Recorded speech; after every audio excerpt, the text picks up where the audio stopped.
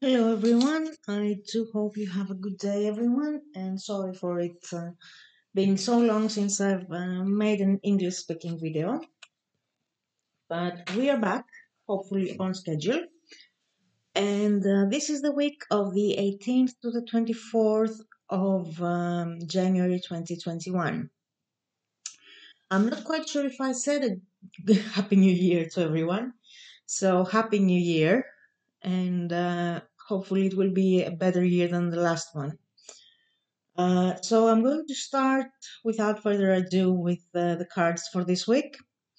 And to start off, I would like to say that it's a week that to me it feels like things are coming up, that truth is being revealed, that we're starting off on a new page, on a new chapter, on a new beginning for things.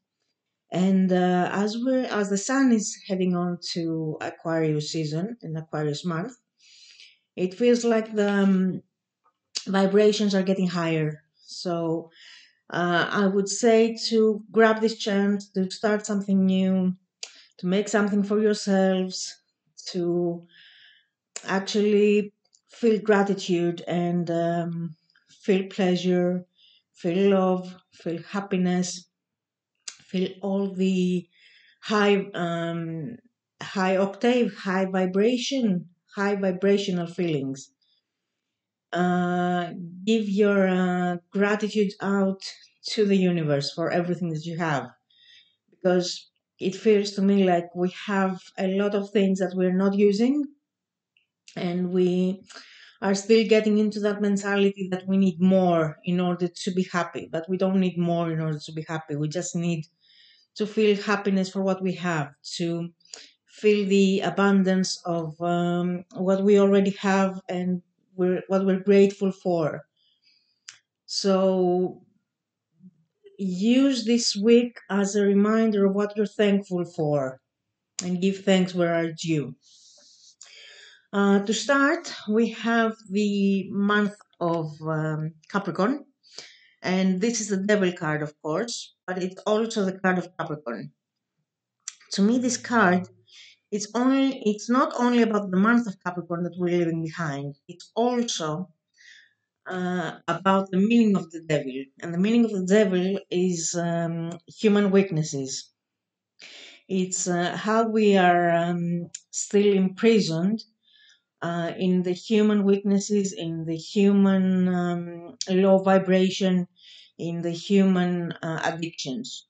So it's a reminder to let go of addictions, to let go of those feelings of negativity that keep us on a low vibration. It's a reminder to let us know that we can and we are supposed to climb that mountain of the Capricorn, and free ourselves from the chains of addictions and imperfections, not imperfections exactly, but the chains of the human weaknesses. It's those weaknesses and those low vibrations of negativity, of not being, of feeling of not being enough, of feeling that we don't have enough, of feeling that we don't deserve what we have, that keep us on that stage. And the second card we have is the Queen of Wands.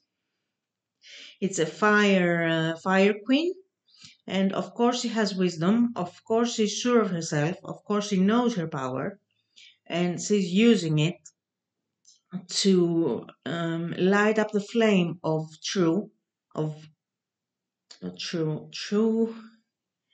of truth. Sorry, lost it for a minute there.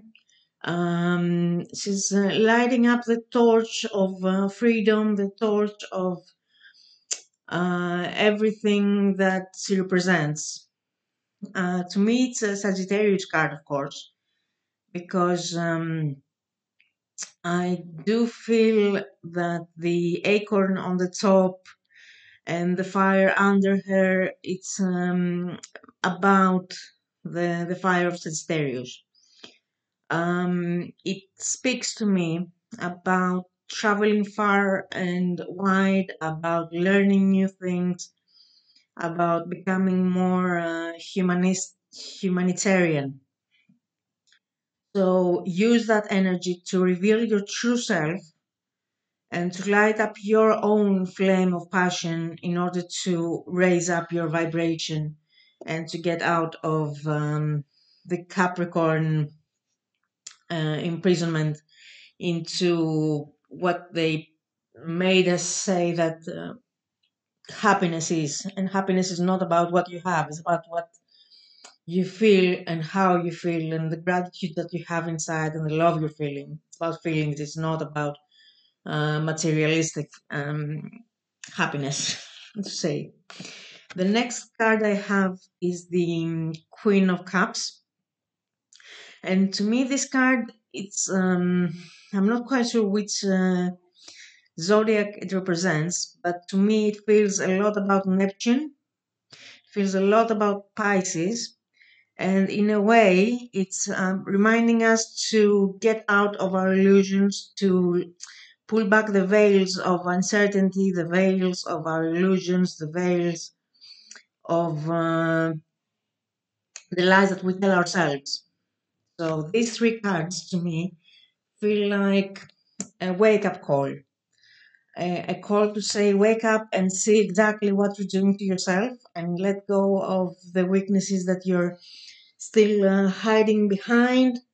Leave behind the, how you call it, leave behind the imperfections of the human conditioning, because not everything is about the material life.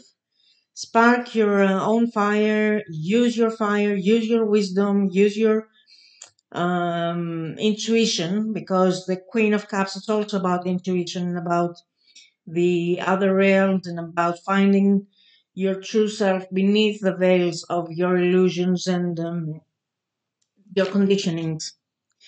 That's the feeling I'm getting of this week. And it's all coming to a conclusion of the fire of the Ace of Wands. And to me, this Ace of Wands here, it feels like the fire, the torch. Yes, I found it. The torch of Prometheus when he brought the fire down to the human population in the myth. And it feels to me like it's a new beginning in order to reveal truths that have been um, closed up, that have been under a lot of veils, that have been behind a curtain. It's a fire to bring up the passions in people. It's a fire to light up the sky, in a way to say. To me, that's the feeling I'm getting. That it's a time for us to face our own truths and to not be stuck in the way that things were going until now. It's a brand new day, it's a brand new beginning, so free yourselves and raise up your vibrations and light up your fires in a way. The last card I have is the Three of Cups, and it speaks of abundance. It's the only card that has anything to do with astrological symbols and planets here. Of course, everything else is talking about elements and zodiac signs. This one is about planet. This one is about Mercury, and it speaks of Mercury in Cancer. So, of course, Mercury is Aquarius at the moment, not in Cancer, but it speaks of abundance. And to me, it speaks about abundance of feelings, abundance of emotions, abundance of love, abundance of gratitude, abundance of feeling happy with your own self and feeling your achievements and feeling that you can share those high vibrations and being thankful about what you have achieved and what you have. That kind of abundance I'm feeling this card is about. So raise your vibrations and feel the love and the happiness of yourself and the world. Be happy that you are alive. Be happy that you're here at this time, that things are changing in a way. At the end of the deck, as I usually have, I have the priestess, the high priestess, and as you can see, her shape here is like the sign of Neptune. So it feels like a week that you can communicate with your higher self, that you can meditate, that you can peel off the veils of insecurity and the veils that keep your higher self hidden, the veils of the lies we tell ourselves. It's a great week to meditate. It's a great week to feel free. It's a great week to actually connect to your intuition and find out exactly what you need to do and what you want to do. That's the feeling I'm getting from these cards. And I'm not going to tire you too much with this, but I wanted to share as well the oracle card of the wisdom of the from the woods deck. It's made from by my friend and great astrologer and druid Zoe Hind, and she's in UK and she's making some great um, tree walks in Hampstead Heath when it's allowed, of course, and not all the countries in quarantine and people are saying to stay inside. But if you find her on the internet, she's on Facebook, she's on Twitter, probably, I think. She's on LinkedIn, since she's on Facebook, as I said. She's on Instagram and she's also on YouTube, so you can find her wherever you want. Contact her if you would like to have one of these decks, and not only. Uh, and this is the card of Gorse, which is a very beautiful yellow flower, and it's actually blooming in the summer solstice, that time of the year. And it speaks about being the brightness and hope of a new dawn. So if you take all the other cards into account, this one is kind of the epitome of it. It's kind of the how do you say it? It's kind of the conclusion of everything, that we're getting into a new phase, we're getting into a new day, and we're getting into uh, a new chapter, a new platform. So get the chance, carpe diem, as the Latin says, and go forth, go onwards, and free yourselves from the chains of illusions and of anything that's holding you back. To move on a bit to the astrological angles of the week, we have what we have. As we are on Monday now, I'm going to have to say that we already had the passage of the moon from Pisces to Aries, and of course, we also had the conjunction of moon and Chiron. I do believe I've explained before the feeling I have of the moon and Chiron in a conjunction or in a square or in a lot of angles, and I feel that things are coming up to be solved. We also have the Jupiter angle square to Uranus, and it's going to be a bit of an electric day, to say the least. So try to feel it through and not push through today. Things are coming up to conclusions on their own. Things are coming up to their own in their own ways. Just because it might take a bit doesn't mean that it won't come up. So just go with the flow in a way. That's the feeling I'm getting. Going with the flow. For tomorrow, Tuesday, we have the moon in Aries, and she's squaring Venus in Capricorn. So it might not be a very good day to speak about emotions and about feelings, but it's a pretty good day, I believe, to speak about more practical ideas, to express your views in a more practical way, or to explore ideas that are coming in through the lens of the moon, because she's making a sextile to Mercury. And also a very happy birthday to the Aquarius people of the first of days of Aquarius, as the sun is crossing into Aquarius sign. So it's going to be a bit more electric, I feel. It's going to be a bit more free. It's going to be a bit more uplifting.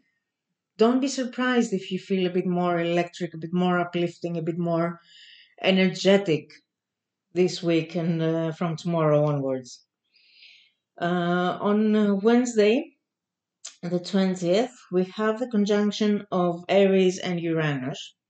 And that conjunction is being built for a few days now, if not for a few months. And I do believe that things are coming to a spectacular explosion. I wish I'm wrong, but I do feel that things are coming up to a spectacular explosion. I'm not sure on what, I'm not sure where, I'm not sure why, but it feels to me that as Mars is into Taurus, and Taurus is one of the most patient signs that you can find, and it takes a lot for stable, just to make sure I'm saying it correctly, fixed, yeah. It's taking a lot for a fixed sign like Taurus, like Leo, like Scorpio, and like Aquarius as well, to raise into anger and to have an explosion. The same thing goes for Mars in Taurus, because we're all used to Mars being the first to explode. We're all used to Mars being very unpredictable and very easy to express anger and passion. In Taurus, it's taking a more temperate, I would say, approach. But with Uranus, and Uranus being quite unpredictable in its own way, I do feel that anything that has been pushing uh, for a, for a reaction, anything that has been moving um, and ruffling feathers, I would say, it's going to be exploding spectacularly these days. We also have the moon crossing on from Aries to Taurus, so that's probably not helping. It's going to be a spectacular day energetically. And I would say, please be careful of your nerves and of your anger. If you can avoid expressing anger, and if you can actually try to calm yourselves, do it. On the other hand, we have the moon at the end of Aries squaring Pluto, and it feels to me that anything hidden emotionally will be coming up, and that probably is not helping the whole conjunction. On Thursday, the 21st, we have the moon in Taurus, and she's squaring the sun. So, not a very happy day, not a very easy day, I would say. And of course, she's in Taurus, and she's conjuncting Mars and Uranus, that they're still working on their conjunction. So these 2 days are not going to be easy for anyone. Just try to be as calm as you can and try to meditate and feel through the changes, and don't express your anger. Express your passions in other ways. Don't allow yourself to be provoked in a way. Don't don't allow your anger to overflow and make you lose your rights. That's the thing I wanted to say. On Friday, we have the opposite day of Tuesday with the moon in Taurus. She's trining Venus. So it's a very good day. I do feel to express your feelings, express emotions, to get closer to people that you feel maybe are drifting apart. But it's not a very good day as the moon is squaring Mercury in Aquarius to speak about more innovative ideas that might be affecting people in a more emotional way. Try to keep a balance between Tuesday and Friday on these two. See what you can do on Tuesday that you might not be able to do on Friday, and the opposite. On Saturday we have a square. No, Saturday and Sunday as well, because it's kind of a continuation for these two. And from Saturday we have the moon crossing on from Taurus into Gemini, and she's going to be making a conjunction with the North Node. So I feel that on this weekend, the universe is going to show us where we're supposed to be heading at this time of the year, at this time of our lives. So make sure that you see the signs and that you hear the bells when they're ringing, so to speak. Also, the moon is making trines with Sun, Saturn, and Jupiter on that day, as they are in the beginning of Aquarius. And it feels like a more emotional day that you can actually achieve a lot and you can actually make a lot of structure happen on your emotions. So it's probably a good day to meditate and to connect to your intuition as well, but also to build where you want to build on any project that you want to build something and you already have the structure on. It's a good day to build the structure. Saturday and Sunday as well. We have Jupiter in a square to Mars, so that feels like our energies are not very aligned with where we want to expand. It kind of feels like one part of us wants to expand and the other part of us would like to move on to something different. So see how you can balance these two, because that happens also on Sunday. And we also have Neptune in a sextile to Venus. And that kind of feels to me like what the Queen of Cups and the High Priestess are speaking of.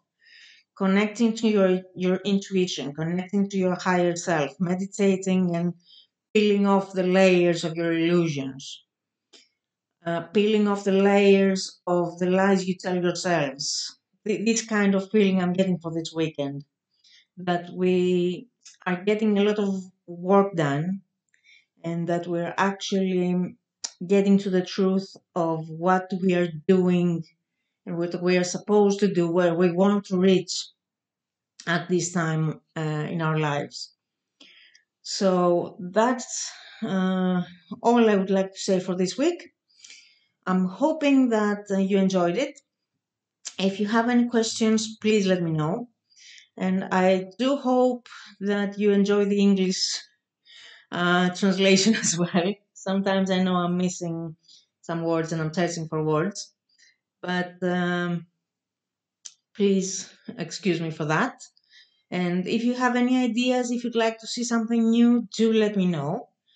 Anything you need, my accounts and where you can find me will be on the notes. So I wish you a very good month of Aquarius and a very good week as well. Take care and stay safe. Bye. As soon as I find this